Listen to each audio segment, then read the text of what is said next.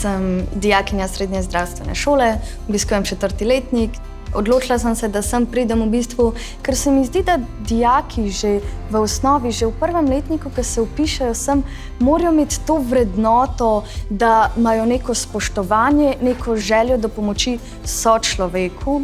In zdi se mi, da tudi profesorji niso tako kot povsod. Veliko bolj so človeški in se opase, da smo na zdravstveni šoli, da so tudi oni mogli čez take in drugačne stvari, čez neko prakso in so že veliko videli in doživeli.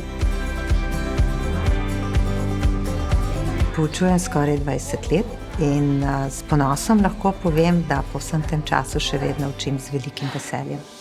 Če primerjam z ostalimi srednjimi šolami, bi rekla, da imajo naši otroci več srčne kulture, več sposobnosti empatije in več pripravljenosti poskrbeti za nekoga drugega.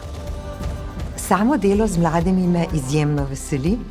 Sem nepopravljiv optimist in verjamem, da v mladi generaciji se vedno najde dovolj pozitivne energije, da gre čas naprej.